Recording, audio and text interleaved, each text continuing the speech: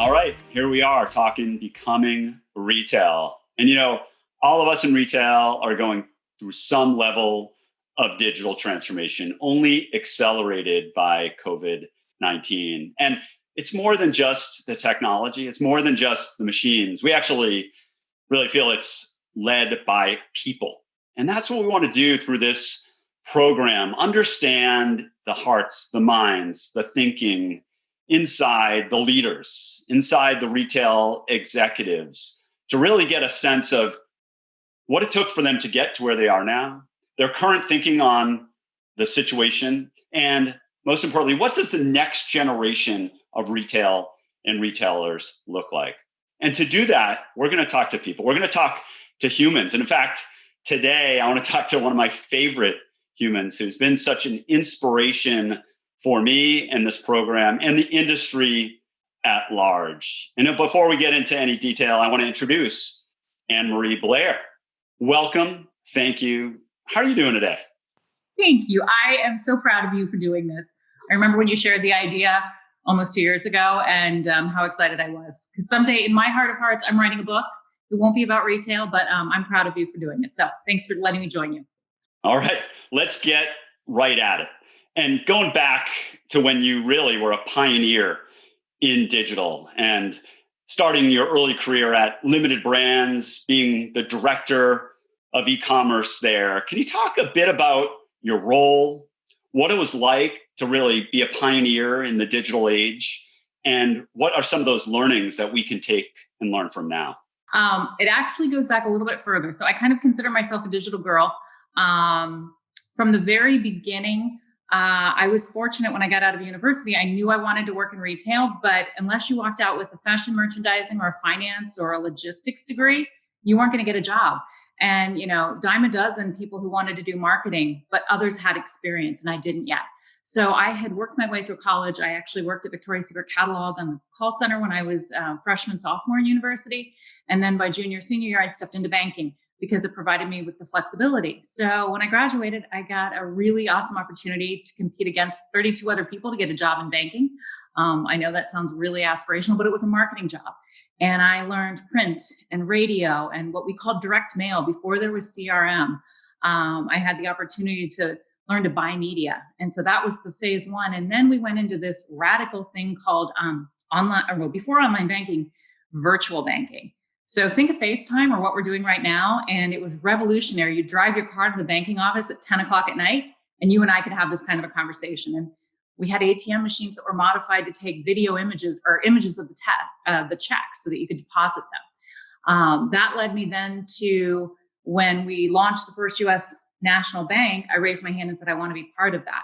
So I got to learn the consumer experience.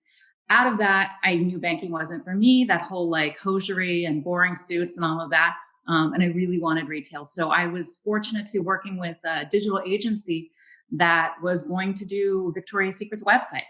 And they introduced me to a man who I convinced he wanted to be my boss rather than let the job live somewhere else.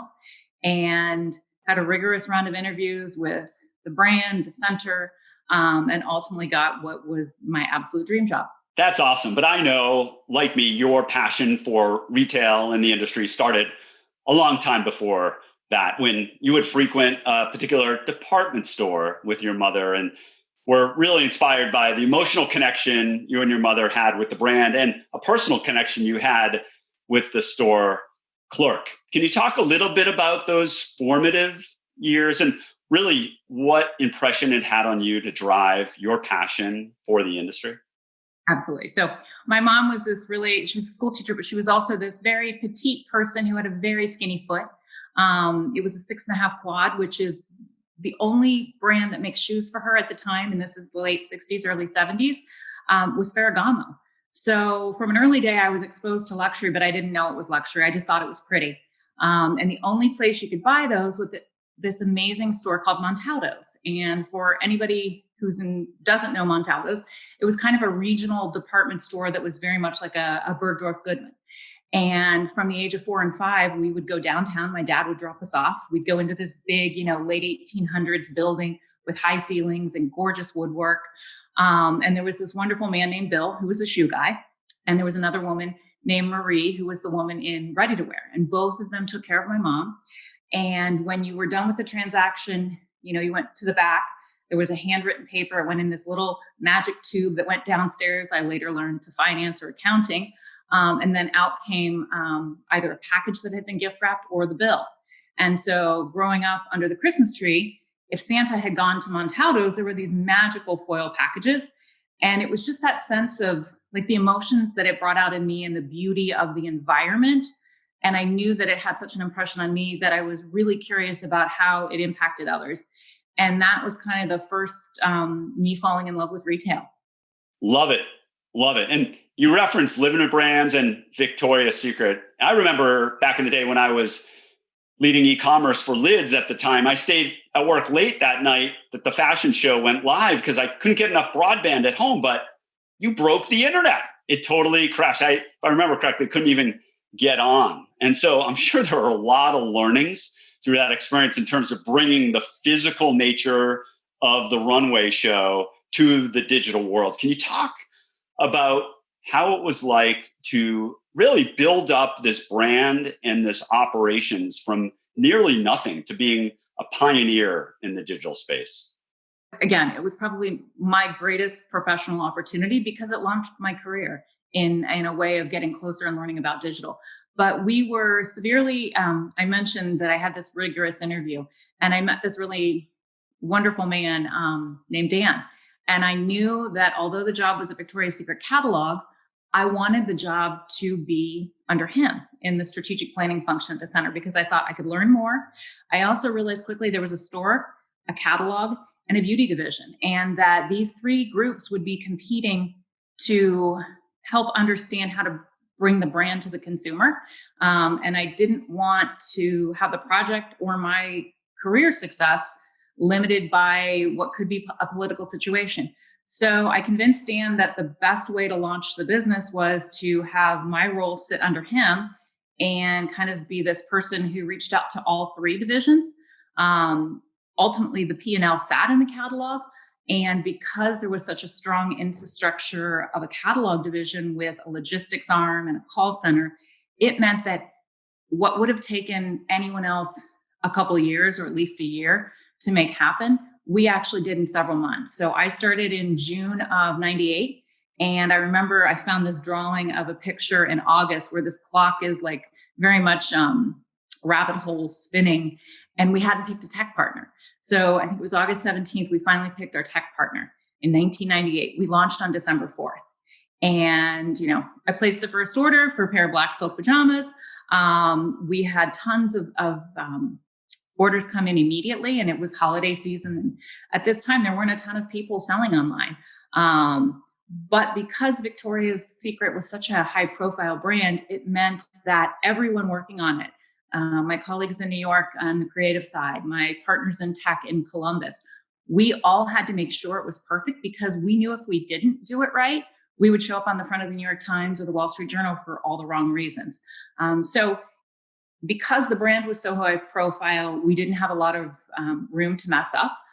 But at the end of the day, the job was really about taking this really well articulated brand and simply offering it to the consumer and inviting her in to have a conversation in a way that she hadn't in the past. So she could go into a physical store and have an experience, but she couldn't go behind the scenes on some of the photo shoots.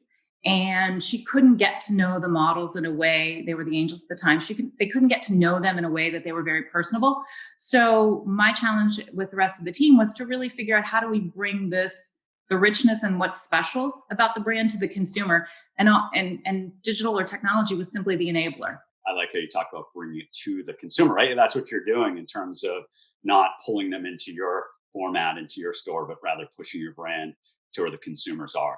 But by the way, you didn't mention you actually got to ride on the Concorde, right? Yeah. So we launched in December of 98. And then in spring, there was a fashion show that we put online. But the following year, the idea was, okay, how can we do something completely radical? How can we live stream this? So we ran a Super Bowl commercial that kind of crashed the internet, which was really just radical at the time. And then we did the fashion show, which was May 18th. It's still like very firmly cemented. And I got to ride the Concorde while it was still flying with the supermodels. I convinced that really awesome boss, Dan, that nobody else could be on the plane to document it. In the same way, if we sent a photographer, they might, be leering or they wouldn't understand the brand. So I had convinced him, or I sold myself, that I had to be there. And of course, he was a really fabulous sponsor of my career in terms of giving me opportunities, and he endorsed it. And so, yeah, I got to go do that, which was pretty amazing. And we actually paired buying from the runway. So literally, as the girls were walking down, I was pushing, we used something, broadcast.com, which was later bought by Yahoo. And we were pushing the product at the same time with the descriptions. So it felt real time in a way, today we can, but 20 years ago we couldn't. Wow. So you were one of the first to do see now, buy now. We talk about that now as an innovation. You were doing it 20 years ago. Awesome. Hey, so we're going to skip forward in a minute to what brought you to the other side of the pond, or depending on where you're calling in from, actually maybe that side of the pond. But in any case, but before you went over there to become chief digital officer for a couple of iconic brands, you went out and put a shingle up and created your own consultancy, which we find interesting as we're going through becoming retail. We're finding those leaders that have a diverse background and can bring interesting perspectives to the table tend to bubble up in their success. Can you talk a little bit about why that transition and what you learned from that perspective? Sure. Very honest, it was my first career bump. And I was at Limited Brands and, height of career, did everything right, delivered everything, got amazing scores in my annual reviews. And all of a sudden there was a political change and my boss was out, which meant any director and above, we were all out. And it was the day before my 35th birthday. And I was kind of like, okay, what's happening? So I took it in stride and went home and had a dinner party with, 40 guests. Thought I would take a little mini sabbatical and then figure out what I wanted to do. A couple months in, my mom got dementia. So a few months turned to a year. And then I decided, I love retail. I'm not going to stop doing this, but I need to do it in a way that could fit with this new adaptive lifestyle. At the same time, a good friend and former colleague of mine in the strategic planning group, we talked about starting a business. And he was kind of the counter to me being digital and marketing girl and consumer engagement. He was brand strategy, business planning, hardcore finance. So we had a really great skill set. And we kind of had a built-in client base from the beginning because former colleagues of ours who also happened to have left at the same time went to other retailers. And they had different experiences and they had ones, they knew that we each had something to bring to the table. So I think for the first probably 2.5 years, they were people we had worked with who called in and said, hey, we want your experience. We then had a chance to start getting engaged with some private equity firms who were looking at restructuring and how do you get closer to the consumer. You and I talked about this at some point, but for me, what I learned was that so many of these retail brands were great in their mind at creating the merchandise, but they didn't actually know the customer. And so, I did so many interviews, whether it was Claire's, Cheap and Cheerful in a fun way, where I sat down with little girls and I talked to them about why they like the products and when they got their ears pierced and what was that whole ritual about getting your ears pierced and that first thing. Or they talked to me about something they used in sports to make a ponytail. And so we took that back as a product idea and it turned into something that more than paid for our annual fees, which was a great experience for them. The other was I had the chance to work with Stuart Weitzman and also with St. John. So these are two premium brands who were going through brand repositionings, great brands, really high quality product. What I learned from them was that how passionate the consumers were about their product. So to sit down for an hour and talk with a woman who's spending a significant amount of money because that product or brand offered her something special. For Stuart Weitzman, it was either she had a very narrow or a very wide foot. And this was a brand who understood her and embraced her for what was particular. And there was a whole swath of customers who were, mainstream and fit the core product. For St. John, they're the high end of Clinique. So you're a guy, but you have a wife. So you get that there's this whole makeup thing. When do you first get to wear makeup and what brand do you start with? It was your mom's brand. And then what brand do you graduate to? Same thing. So many of these women had these emotional stories of how they connected with St. John. It was either a graduation outfit, or maybe it was when their after wedding suit. And these were, of course, more traditional in style. Ladies, that was her fashion style. Then it was after she had a baby and she'd gained a little weight, and the clothes would stretch with her, but then she could have it blocked or when she lost it. And so she felt comfortable in it. There was this amazing woman who had breast cancer, and she sat, and we ended up sitting in Washington, D.C. at a restaurant, both of us in tears, because she was talking to me about how much this brand helped her through her cancer, through her treatment, how when she got to put back on the suit, she felt good again and she felt whole. And so in that way, that consulting time was really important. You know, it also helped probably that I'd gone through this with my mom. I'd also become a yoga teacher at the time. So this sense of empathy started to come out in a completely different way than it probably I would have received the information 10 years earlier, I guess. You know, I want to get into your thoughts on retail. I want to get into your thoughts on digital transformation, and of course, what you're going through now and how, as a leader, you're dealing with COVID-19. But let's just end, your career journey with this question. You know, if you fast forward, you've spent time overseas at Courte de Fiel and Echo, leading digital and their transformations. Can you talk a little bit about, as a leader, what are some of the principles you bring to the table and you think about as you're driving change, as you're driving transformation? The Courte de Fiel opportunity is interesting. I was living in Paris. My mother passed on. I knew I wanted to live in Europe, so I moved to Paris. A former executive reached out to me. One, I didn't even know she'd paid attention to me along my career because we didn't interact. But she said, "Hey, I know somebody, they need your skill set. Would you meet with them?" Again, I met a great human being who remains in my life today because they had passion for what they did.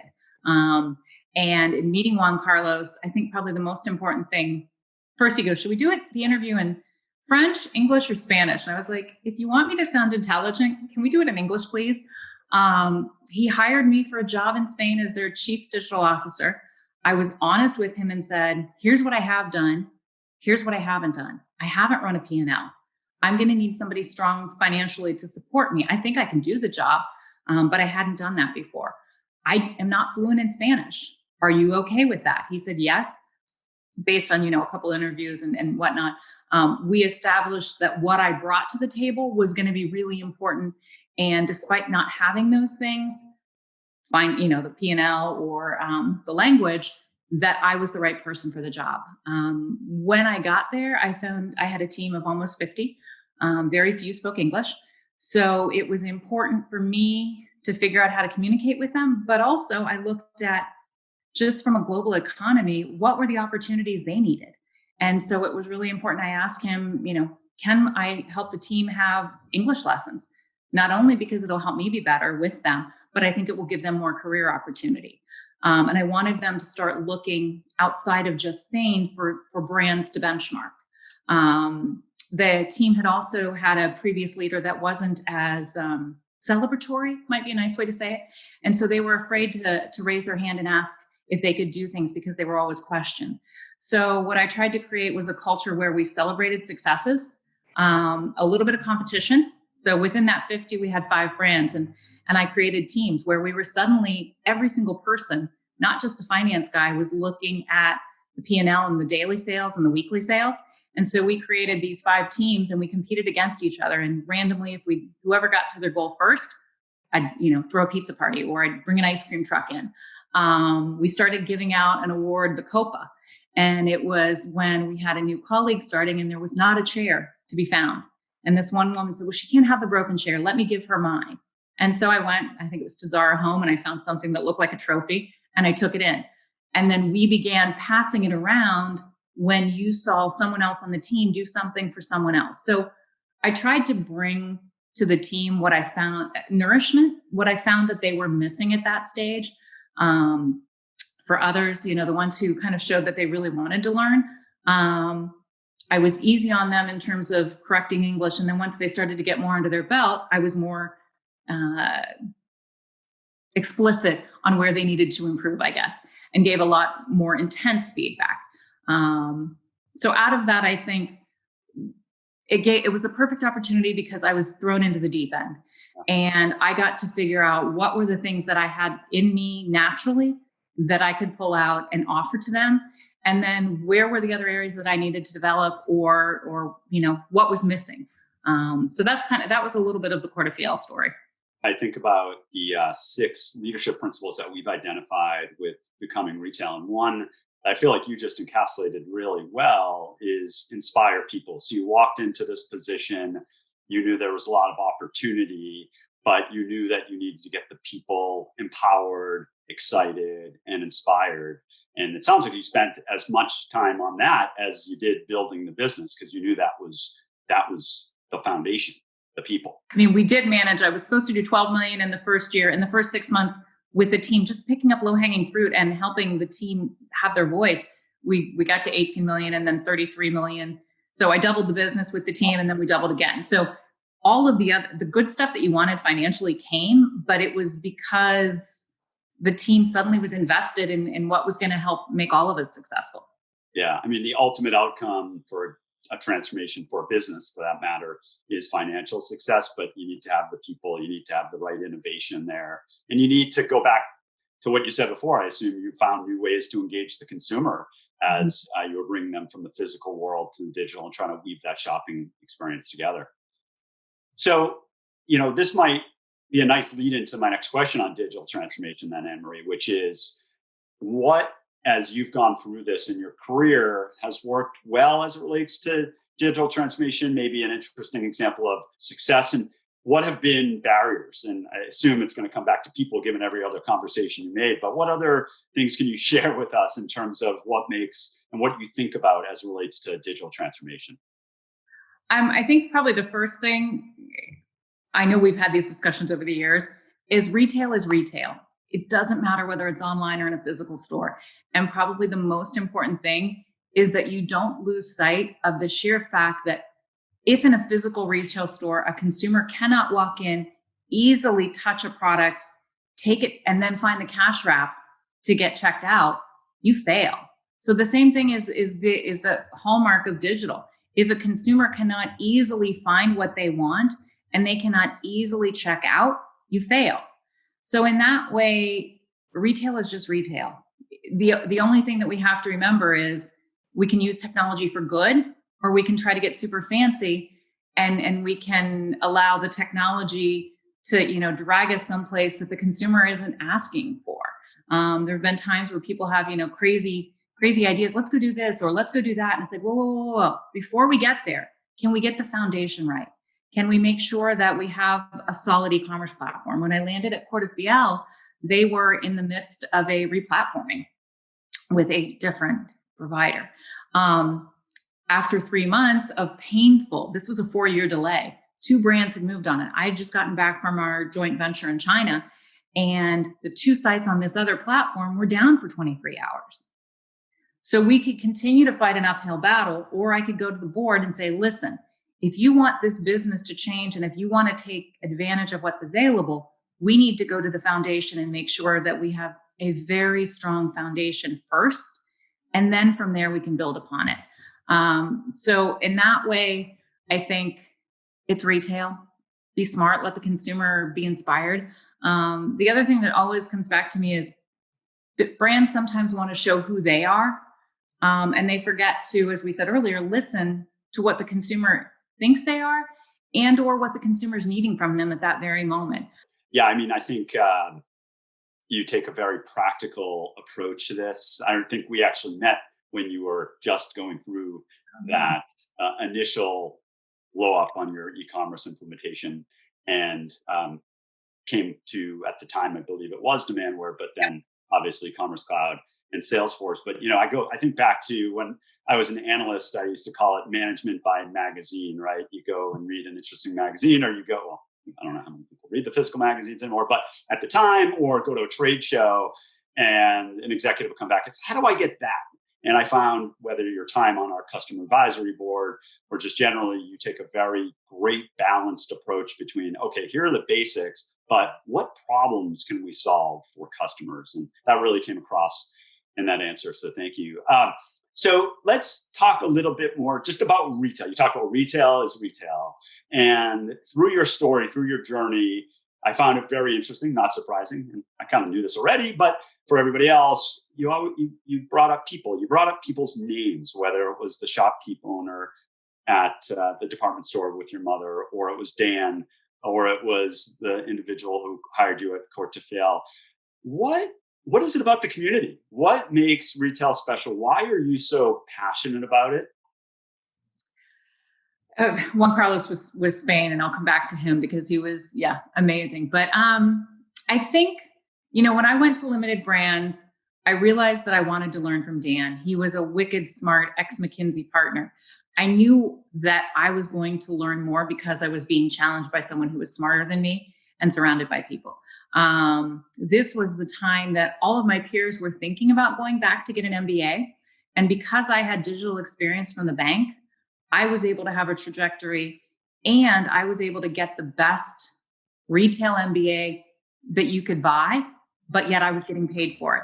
Michael Weiss from Express. I mean, just Marie Holman Rayo from a design perspective, Banana, Gap, Limited, a wonderful woman named Rochelle. There were all these people who, whether they knew it or not, they were teaching me things. And I've thought about it often.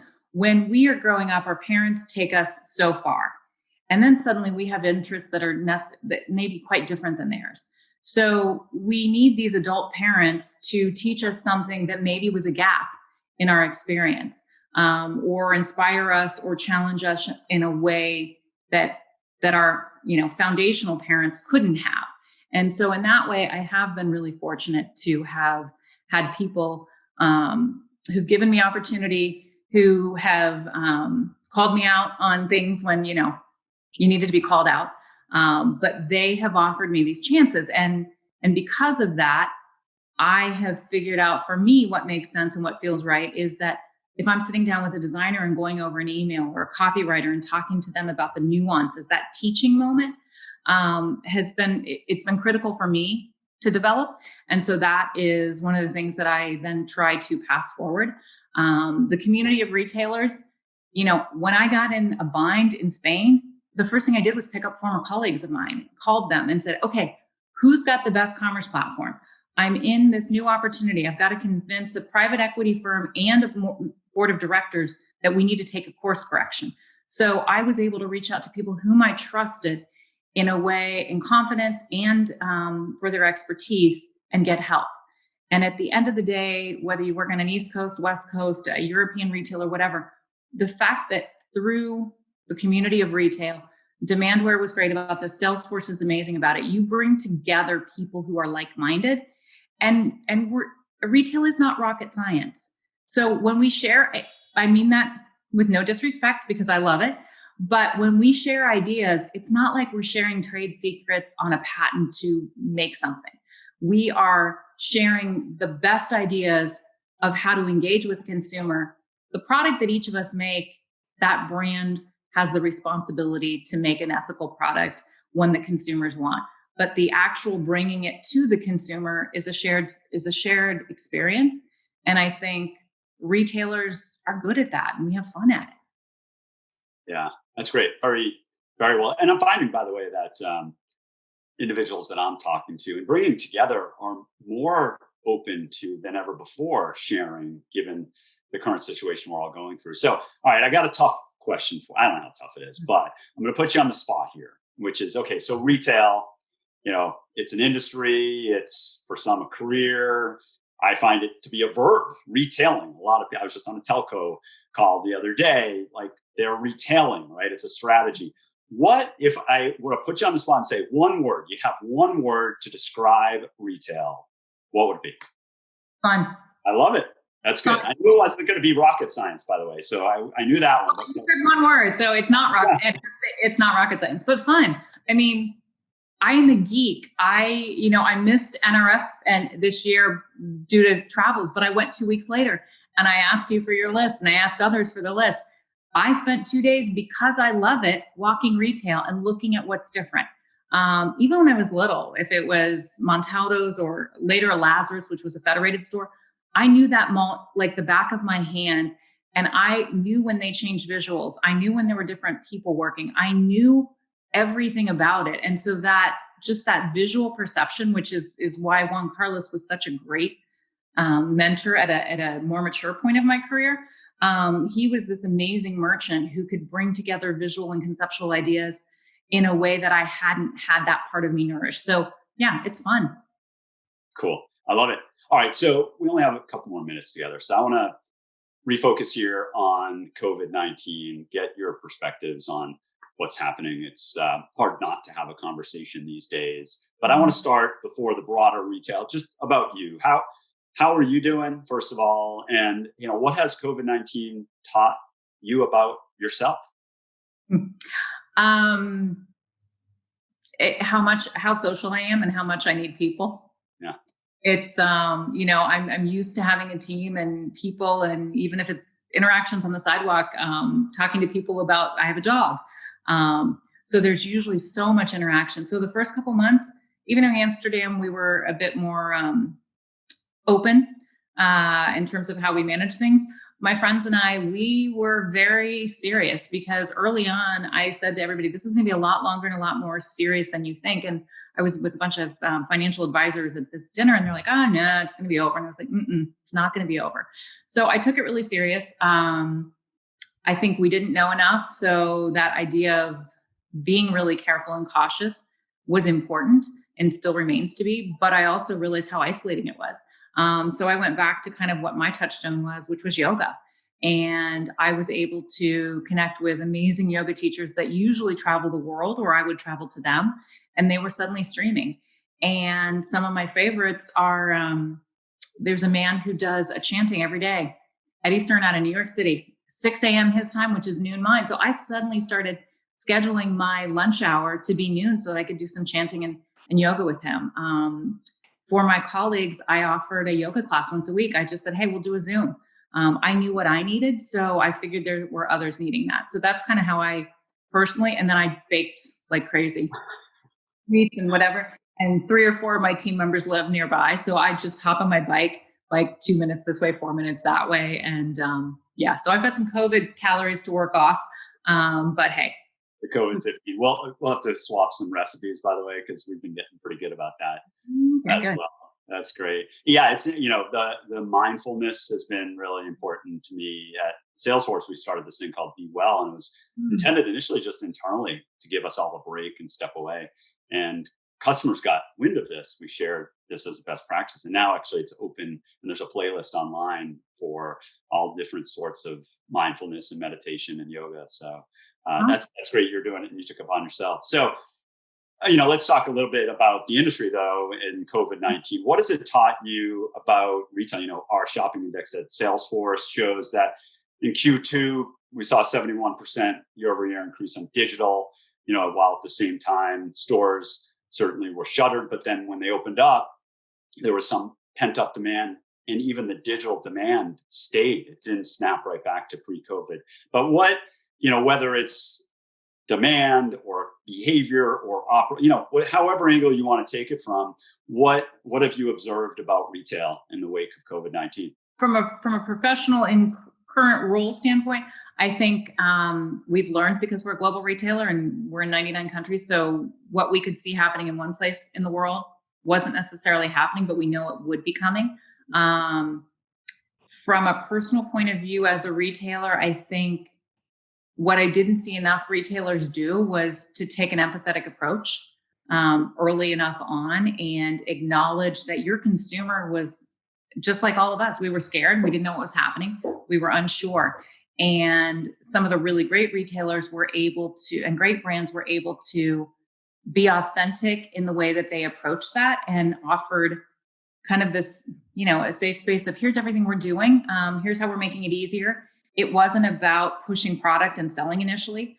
As we saw things change, and to your point, that pent-up demand, I think it's still about being mindful about how you approach the customer. I mean, we're going to be heading into Q4, holiday season. Some people will be absolutely energized to be buying holiday presents again. Other people will unfortunately be remembering the people who they've lost during this point in time. And I think back to, when my mom died, the first year of receiving every single email blast about Mother's Day and how painful that was. And I just wanted to reply, brand X, brand Y, my mom just died. I don't want to talk about this. So I think as we go into the fourth quarter, it's the sense of empathy. It's a sense of figuring out how to make what you have to offer the consumer feel right in that particular moment. And a colleague in the US just sent me a WhatsApp earlier, not a former colleague, about all of the brands in the US that are closing, laying off, etc. It's a tremendously difficult time to be a human being and, absorb all this collective grief while still saying, I want to keep my job. I want to continue to earn money to pay my mortgage or for my kids' school or whatever it may be. So I think it just means we all have to be as honest about what we can do to do no harm and what we can do to create moments of delight when someone is ready for that happy, delightful purchase. And when any brand does deliver, it should be perfect because it might be the first thing or the only thing somebody buys this season. And so that makes things like adapting your physical store environment or adapting your online, curbside pickup or delivery that much more important. And yes, technology will enable us to do that.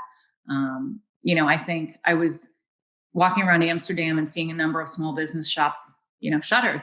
And then I was in Italy, and that was even harder to see, storefront after storefront after storefront closed. I think it's just going to ask us all to redefine what's important and what is it that we can bring to the consumer and what is it the consumer really needs right now.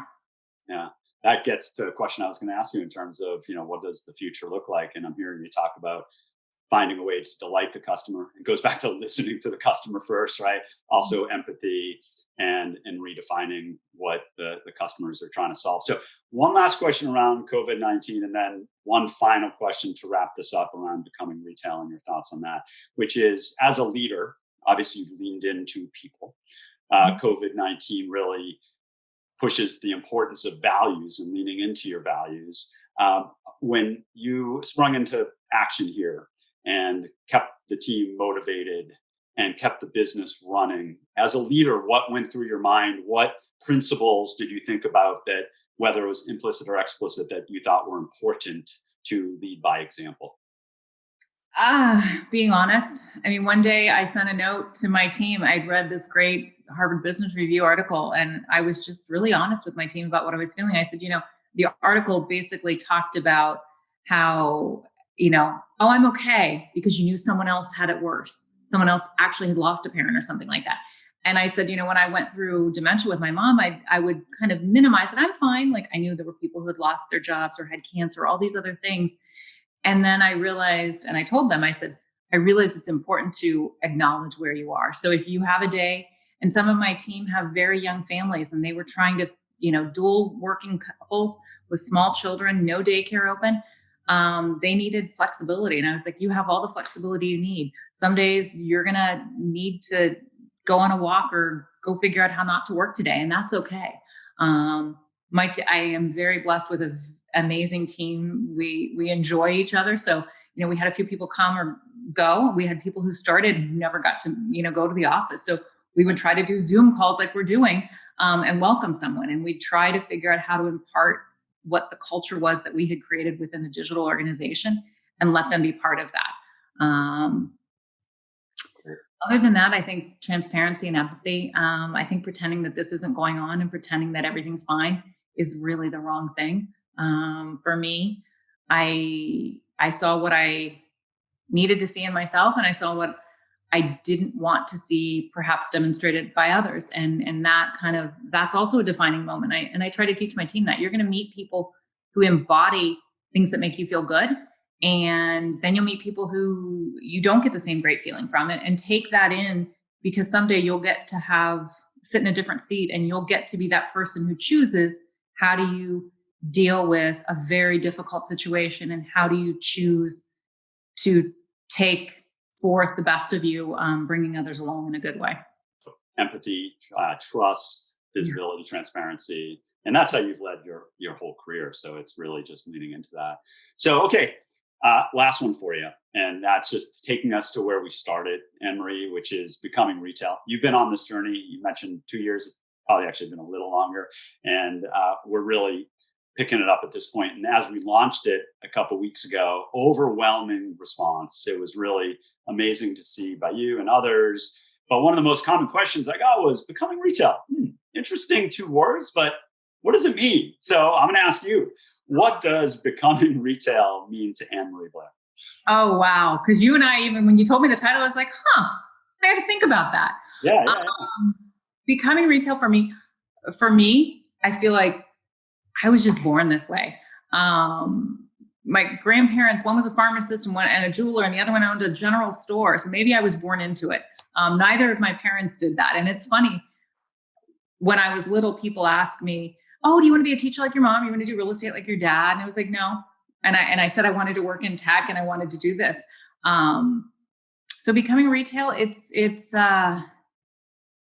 going back to the beginning of time when people bartered and traded, and it's figuring out how the product has changed, but the human interaction of me valuing something in you, and first and foremost, that's me establishing a relationship with you. I mean, if you've got the greatest product in the world, this book to sell, if I don't relate to you, Rob Garfey, I'm not going to buy it.